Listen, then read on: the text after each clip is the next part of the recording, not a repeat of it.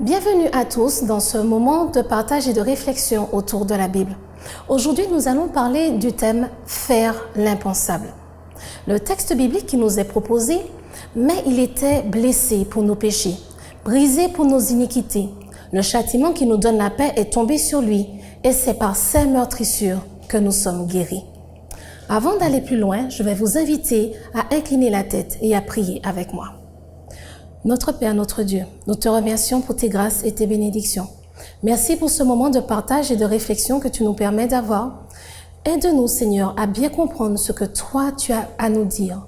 Ouvre nos cœurs et nos pensées à l'écoute de ta parole et que toi seul sois vu et entendu au nom de Jésus pour ta gloire. Amen. Dans le livre d'Ésaïe, alors qu'on nous parle de Jésus qui a été blessé pour nos péchés, brisé pour nos iniquités, le châtiment qui nous donne la paix est tombé sur lui et c'est par ses meurtrissures que nous sommes guéris, nous pouvons voir dans le thème de cette semaine que l'on nous parle de 3 sujets. L'éternel serviteur, le Messie, le serviteur souffrant et le Messie, rédempteur et roi. Quand on va un peu plus loin dans le texte d'Ésaïe au chapitre 53, il nous est écrit que méprisés et abandonnés des hommes, hommes de douleur et habitués à la souffrance, semblables à celui dont on détourne le visage, nous l'avons dédaigné. Nous n'avons fait de lui aucun cas. Cependant, ce sont nos souffrances qu'il a portées. C'est de nos douleurs qu'il s'est chargé et nous l'avons considéré comme puni, frappé de Dieu, humilié. Mes chers amis, quand nous regardons ce texte, que nous voyons qu'il est parlé donc de Jésus, qui s'est sacrifié pour nous, pour nos péchés, pour le pardon de nos péchés, nous permettre d'être sauvés, cela nous emmène à beaucoup de questions. Et cela aussi nous conduit à voir une chose de manière différente. Jésus n'est pas arrivé tout simplement à l'âge auquel il a été crucifié. Il est né, il a grandi parmi des êtres humains, parmi nous. Il a fait toutes ces années avec des parents, une famille, des amis, et il a grandi et il a travaillé. Ce qui signifie qu'il a traversé certains événements, situations que nous traversons. Et j'en dirais, pour couronner le tout, toute cette souffrance et cette douleur que nous ressentons pendant notre vie, Jésus fut accablé de la douleur et de la souffrance du péché. Il a traversé aussi l'humiliation. Tout ça en très, très peu de temps. Qu'est-ce que cela peut nous apporter à nous aujourd'hui? Alors que nous sommes dans une journée particulière, le jour de la prière des femmes, je voudrais aborder ce thème d'une manière qui va aider aussi bien les hommes que les femmes. N'oublions pas une chose, qui que soit que nous soyons, quel que soit l'être humain, la nationalité, le pays, nous avons tous une mère. Nous avons pour beaucoup une épouse et nous avons pour beaucoup des filles. Ce qui signifie que quoi qu'il arrive, il y a au minimum toujours une femme qui a fait partie de notre entourage à un moment ou à un autre de notre vie. Et pour cela, il est important de comprendre certaines différences qui vont non seulement nous permettre, certes, de les aider, de les comprendre, mais en les comprenant, de comprendre aussi certaines de leurs réactions. Et par conséquent, d'arriver à mieux se comprendre les uns les autres et à mieux élever, éduquer, entourer et encourager les jeunes filles et les jeunes femmes que nous connaissons. Une des premières choses, c'est qu'il faut comprendre que les problèmes émotifs des femmes sont en réalité souvent le résultat d'un contexte de violence et de stress constant plutôt qu'un symptôme d'une maladie. Donc une particularité émotive, un problème émotif, c'est pas simplement que la personne est malade. C'est le plus souvent qu'elle fait face à une situation de violence et de stress constant ou qu'elle a fait face à une situation de stress importante et un contexte de violence. Ensuite, il y a une chose qui est capitale et importante. Nous avons souvent l'habitude de dire « mais non, c'est pas grave ». C'est vrai que si un enfant tombe, ça fait un petit peu mal, c'est pas très grave. Mais mes amis, un traumatisme est réel et c'est d'une grande gravité. Je ne dis pas que le monde va tourner autour de ce traumatisme, mais il faut savoir le reconnaître en tant que ce qu'il est, un traumatisme. Regardez bien dans le verset que nous avons lu. Quand on parle de Jésus, On dit bien qu'il a été méprisé, abandonné des hommes. On explique bien tout ce qui s'est passé. Nous l'avons dédaigné, il a été habitué à la souffrance, il a été considéré comme puni, frappé de Dieu, humilié. Nous décrivons la réalité de la souffrance de Jésus, qui à ce moment-là était 100% humain, tout en étant bien sûr 100% divin. Mais il était sur cette planète Terre. Pourquoi ne pouvons-nous pas reconnaître de la même manière les traumatismes de ceux qui nous entourent? Et quelque chose qui fait un peu plus la différence entre les hommes et les femmes, les inégalités sociales. Nous savons tous qu'il y a des inégalités sociales, que dans certains pays, les inégalités sont encore plus importantes que dans d'autres. Mais ces inégalités accroissent encore les difficultés. Et puis, pour toute personne qui se trouve dans ces situations, confronter sa douleur, il est très difficile d'y faire face. Je ne dirai jamais non. Mais si nous n'essayons pas, nous ne pourrons jamais arriver au bout du chemin. Et quand on regarde tout cela, on se rend compte que par rapport à cet épisode de la vie de Jésus, donc la fin de sa vie, on peut se permettre de faire un certain parallèle avec ce que nous vivons.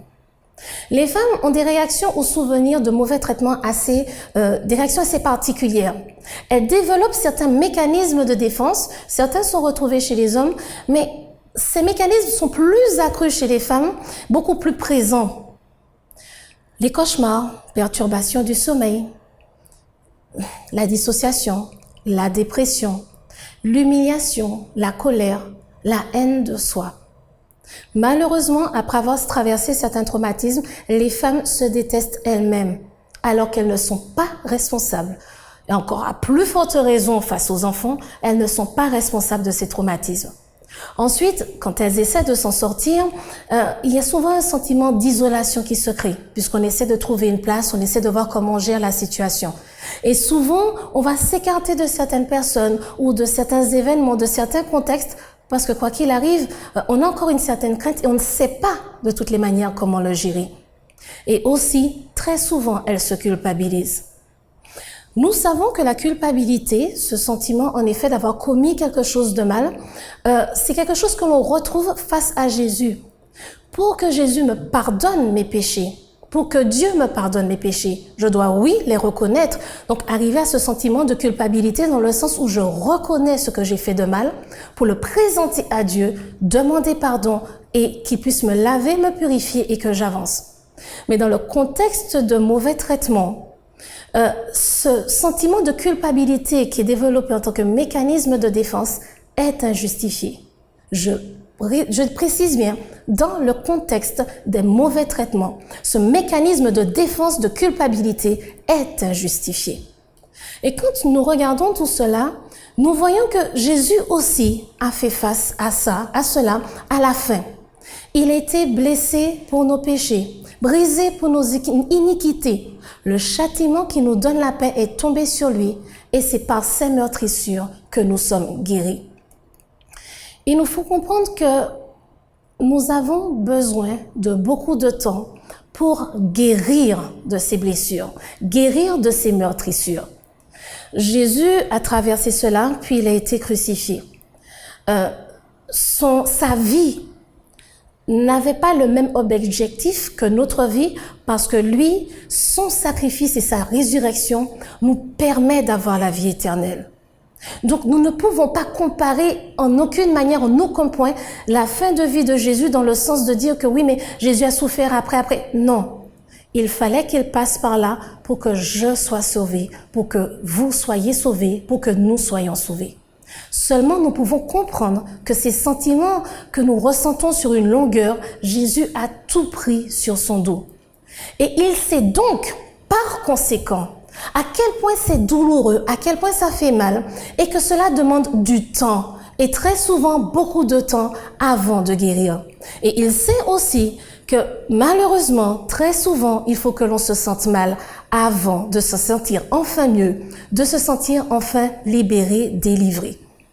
Et à ce moment, nous voyons que les choses se présentent d'une manière positive pour nous. Quand nous regardons les écrits où tout est expliqué concernant la vie de Jésus en détail après la partie avant qu'il ne meure, crucifié, on explique tout. Il est passé devant Pilate, devant les prêtres, on a écouté ce qu'il a dit, il a écouté ce que les personnes ont dit, il a en effet répondu, mais es-tu le Fils de Dieu? Mais tu le dis. Quand nous écoutons, nous lisons cette histoire, nous éprouvons du respect. Nous écoutons ce qui s'est passé et nous avons de l'empathie pour Jésus qui a souffert tout cela pour nous. Nous prêtons attention justement à ces détails, à ces informations, afin de comprendre à quel point il a souffert pour nous sauver. Mes chers amis, qu'est-ce qui nous empêche d'écouter, de manifester du respect, de l'empathie et de l'attention auprès des personnes qui ont subi de mauvais traitements comme Jésus lui-même l'a subi? En sachant que ces personnes sont encore là avec nous, elles sont autour de nous et elles ont besoin de nous dans leur vie. Elles vont parfois avoir certaines attitudes, certaines réactions que l'on ne va pas comprendre, mais c'est normal, elles ne se sentent pas bien avec elles-mêmes. Pour les personnes qui ont subi ou qui subissent encore des mauvais traitements, il va être important pour vous de comprendre une chose. Vous méritez de vous traiter avec respect. Tu mérites d'être traité avec respect, d'avoir de l'empathie pour toi-même. L'empathie ne veut pas dire « comme j'ai subi de mauvais traitements, j'agis mal, c'est normal, laissez-moi tranquille ». Cela veut dire, cela se comprend que j'agisse mal parce que j'ai subi de mauvais traitements. Cela se comprend que mes réactions ne correspondent pas forcément. Mais cela aussi se comprend que je dois aller chercher de l'aide auprès de personnes qui vont m'écouter, me respecter, me manifester de l'empathie et prêter attention à ce que je dis. Dieu permet qu'aujourd'hui, au fur et à mesure, nous puissions avoir accès à différentes choses, différents outils, différents éléments et personnes pour nous permettre de traverser nos difficultés. Il est un peu plus facile pour nous d'apprendre au fur et à mesure à cultiver des images positives dans la tête. Avoir une imagerie mentale autopositive, comme on le précise. Aussi, apprendre à avoir un certain autoréconfort. Mais pour cela, nous avons besoin de nous orienter vers les professionnels appropriés pour nous aider dans cette démarche. Nous avons aussi, en tant que ressources externes, notre famille, des amis, des endroits où on peut se sentir en sécurité. Je ne dis pas que tout est facile. Je suis en train d'expliquer que Jésus nous montre, par sa vie, qu'il a une réelle idée de ce que nous souffrons. Il a une réelle idée de ce que nous traversons. Et pour cela, voilà ce qu'il nous propose. Lui, il sera toujours à notre écoute. Il va toujours nous respecter. Il va toujours manifester de l'empathie envers nous. Il nous prête toujours attention, sans jamais se détourner, sans jamais sourciller. Il est auprès de nous parce qu'il sait que quelles que soient nos réactions, c'est parce que nous avons mal et que nous avons besoin d'aide. Et cette aide, il va la manifester par rapport aux personnes qui vont nous entourer. Les personnes qui vont nous soutenir, membres de famille proches ou éloignés en fonction de la situation. Les amis, nous procurer tant que possible, parce que certaines fois les situations sont très compliquées, un endroit où on va se sentir en sécurité. Mais il a aussi prévu des pasteurs, des professionnels, des psychologues et autres, des médecins pour nous permettre d'évacuer, d'alléger notre mental, d'alléger notre souffrance, de pouvoir exprimer ce qui nous fait mal et de pouvoir au fur et à mesure acquérir ces outils qui vont nous aider. Et par-dessus tout, Jésus est en train de nous dire, écoute, j'ai été blessé et toi aussi tu es blessé. Nous n'avons pas vécu les mêmes situations et circonstances, mais j'ai ressenti l'ensemble du fardeau de l'humanité quand j'étais à la croix. Donc oui, je sais ce que tu ressens. Et pour t'aider, je mets non seulement toutes ces personnes avec toi, autour de toi, mais tu peux me faire confiance. Tu peux me faire confiance quand tu dois faire face à ces moments difficiles et de douleur et de blessures. Si nous n'y faisons pas face, nous ne pourrons pas nous en sortir. Mais avec le soutien de Dieu, que va-t-il se passer? Oui, quand je suis avec un professionnel, un ami, un parent vers qui j'exprime cette douleur et cette souffrance, cette personne est là. Et au bout d'un moment, bien sûr qu'elle va partir. Bien sûr qu'on peut même aller se coucher en étant dans le même lit, la même chambre, mais chacun prend sommeil, chacun est seul avec son cerveau. Sauf que Dieu est présent avec le cerveau de chacun d'entre nous et ne nous abandonnera jamais. Là, il est prêt à nous dire, il nous dit « je t'aime ». Mes amis, faire l'impensable, Jésus l'a déjà fait par son sacrifice, par lequel il a déjà ressenti toutes ces douleurs et souffrances que nous ressentons. Et vous savez quoi? Il nous dit « je suis déjà là pour toi ». Mais mon petit souci, c'est que si tu restes inaccessible à moi, je ne pourrai pas t'aider. Soyons accessibles à Dieu. Permettons-lui, alors que nous nous retrouvons dans nos réflexions personnelles, toutes ces fois où nous sommes seuls avec nous-mêmes, permettons-lui de nous donner la force et le courage. Gardons une chose en tête. Dans le livre de Jérémie, au chapitre 31 et au verset 3, Dieu dit « Je t'aime d'un amour éternel ». L'amour de Dieu n'est pas l'amour de l'homme. L'amour de Dieu n'est pas l'amour de l'être humain, pour être plus précise. Un amour qui va dépendre de la manière dont je me suis réveillée, de mon état de nervosité, de mon état de stress à moi aussi, de mes traumatismes à moi. Il est égal, équilibré, constant. Il ne s'arrête jamais et ne varie jamais. Et la suite nous dit, c'est pour cela que je te conserve ma bonté. Au milieu des difficultés, de tous nos problèmes, une chose est sûre, Jésus a déjà fait l'impensable. Il est venu sous forme humaine, 100% humain et 100% divin. Il a supporté, il a pris sur son dos, sur sa charge, nos souffrances et nos douleurs. Et là, il nous dit, non seulement je suis là pour que tu sois pardonné, mais je suis là aussi pour que tu sois libéré de tes douleurs et de tes souffrances. Que tu arrêtes de te culpabiliser pour ce qui ne revient pas de toi. Demande-moi pardon pour tes erreurs. Oui, je vais te les pardonner. Mais les conséquences des mauvais traitements des autres personnes, tu n'en es pas responsable.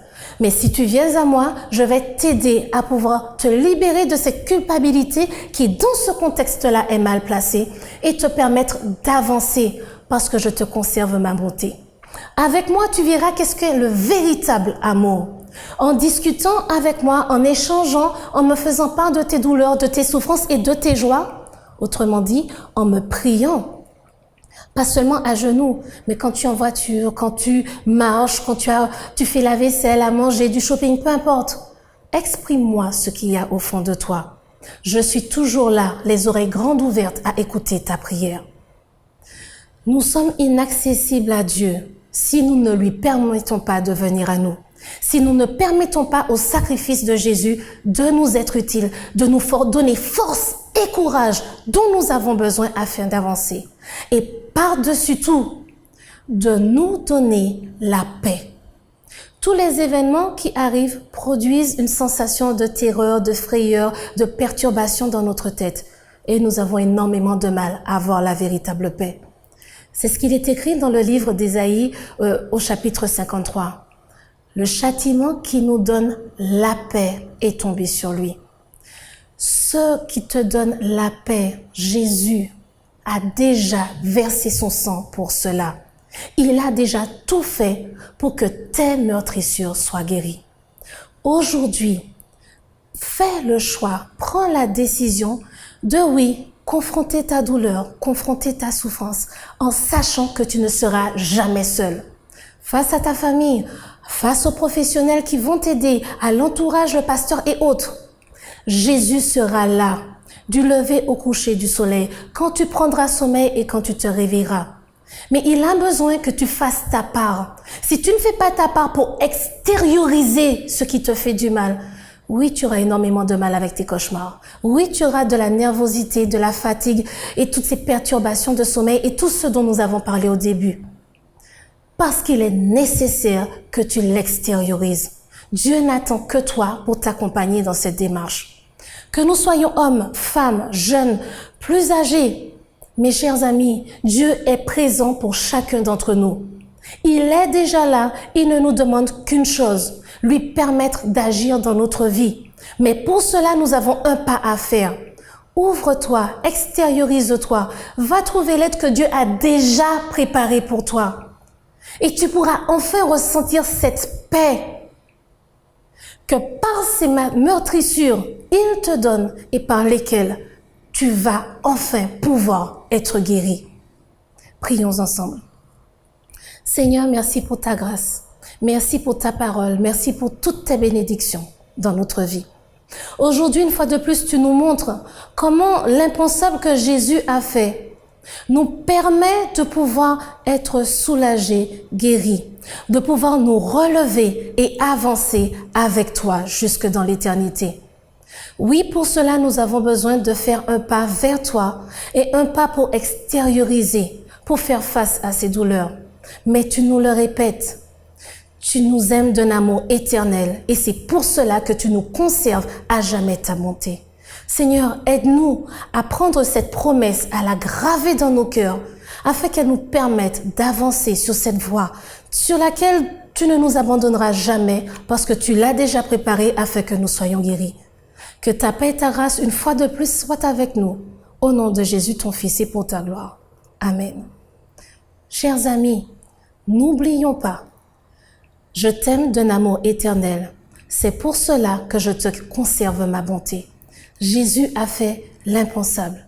À nous de faire le premier pas vers lui et d'être accessible. Que Dieu te bénisse, que Dieu nous bénisse tous.